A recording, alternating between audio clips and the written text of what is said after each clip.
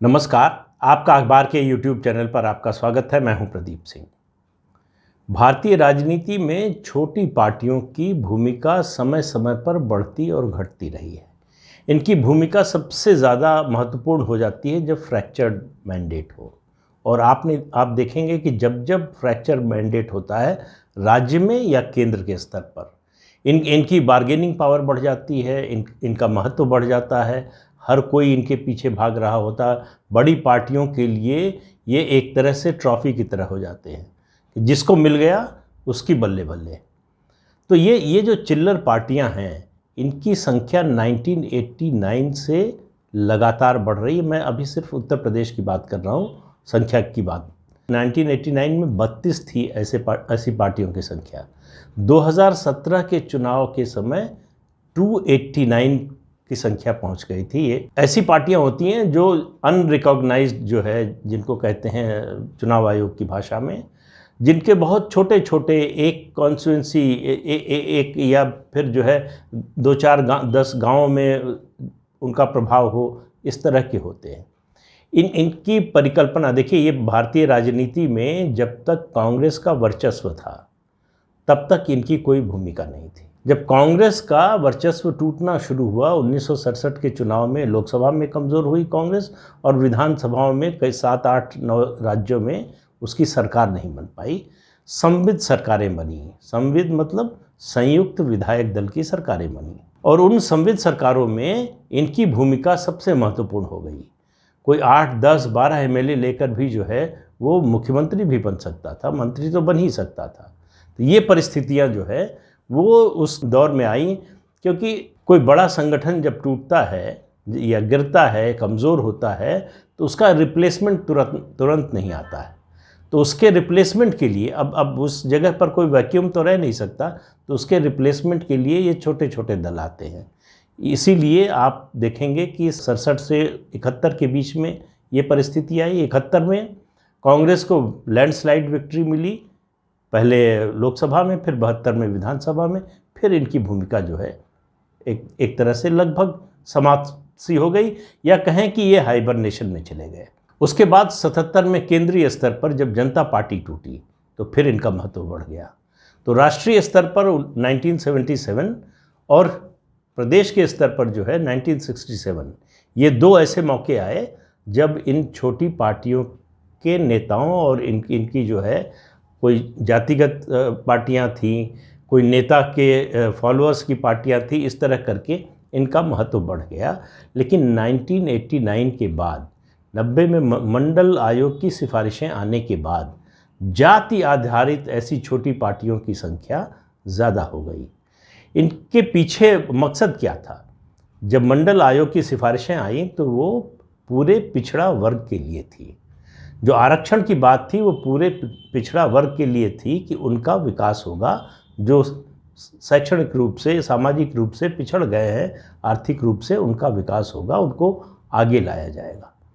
हुआ ये कि उसकी पिछड़े समाज की जो, या पिछड़े वर्ग की, पिछड़े जातियों में जो सबसे बड़ी जाति थी, उत्तर प्रदेश बिहार की बात करें तो यादव, उन्होंने इस छतरी में सबको साथ लेने की बजाय, शुरू में तो सब उत्साह में और एक बड़ा परिवर्तन हो रहा था, उसकी वजह से उसका जोश था, सब लोग साथ रहे।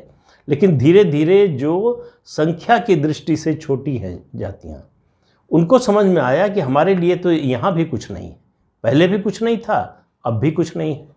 तो समय के साथ साथ यादवों ने उस छतरी से जो अति पिछड़ी जातियाँ थीं उनको धकिया कर बाहर कर दिया।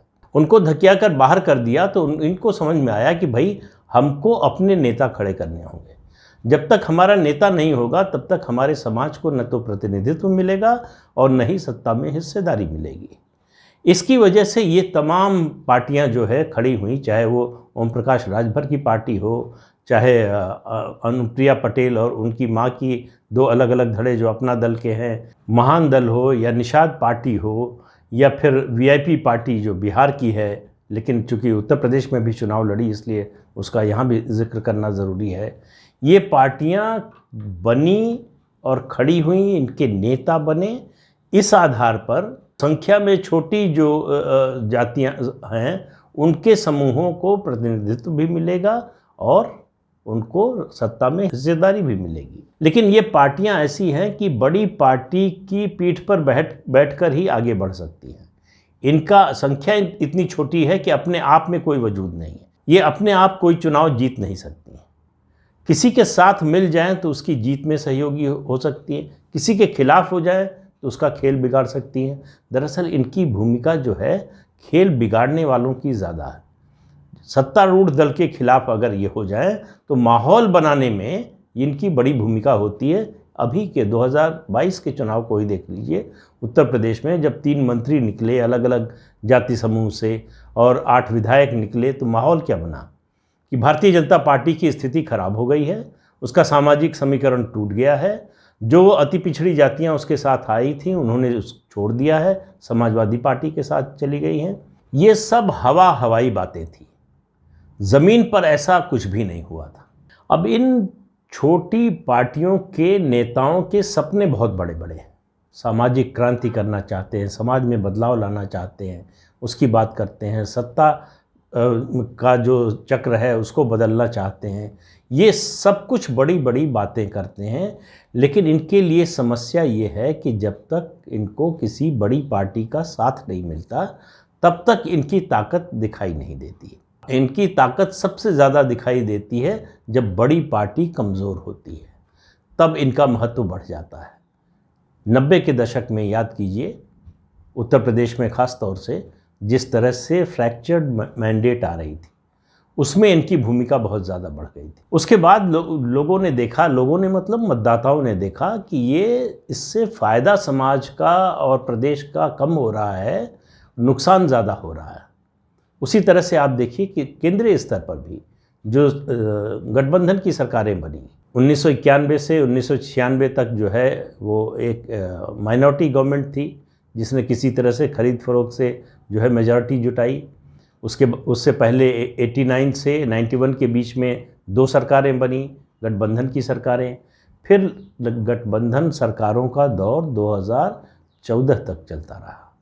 तब तक इन छोटी पार्टियों का, जिसके 2 सांसद हैं, 3 हैं, 5 हैं, सबको मंत्री पद चाहिए था, सबको कहीं ना कहीं एडजस्टमेंट चाहिए था, सबके अपने धंधे थे, उसके मुताबिक जो है बड़ी पार्टियों से या जो सत्ता में हैं उनसे सहूलियत चाहिए थी।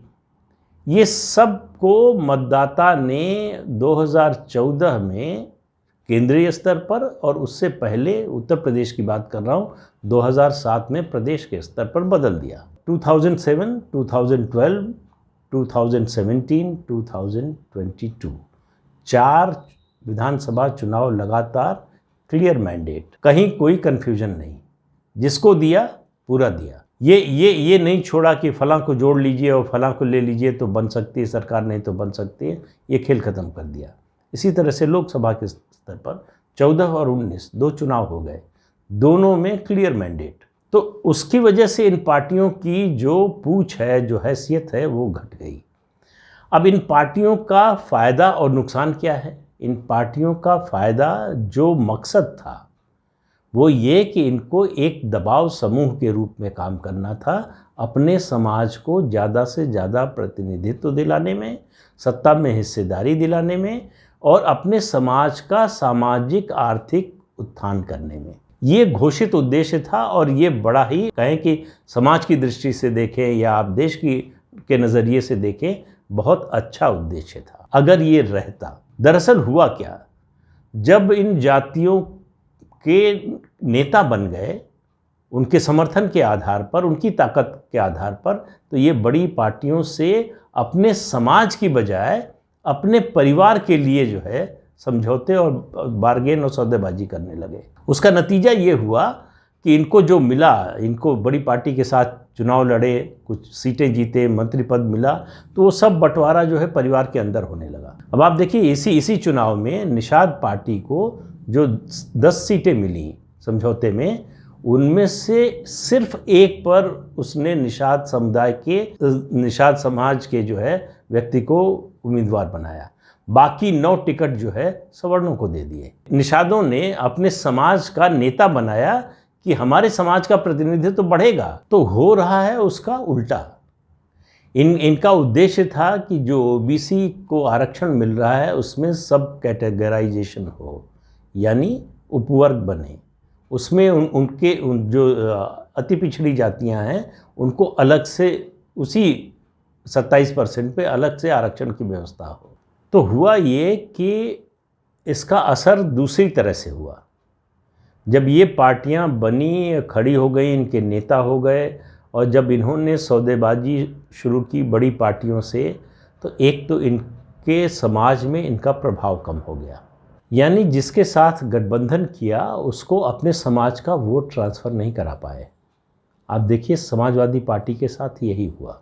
जो चुनाव से पहले उन्होंने गठबंधन कराए थे उसका उनको उस तरह से कोई फ़ायदा नहीं हुआ जैसी उन्हें उम्मीद थी। समाजवादी पार्टी कुल मिलाकर, थोड़ा बहुत इधर उधर की बात छोड़ दें तो कुल मिलाकर अपने यादव और मुसलमान कोर वोट पर ही टिकी रही।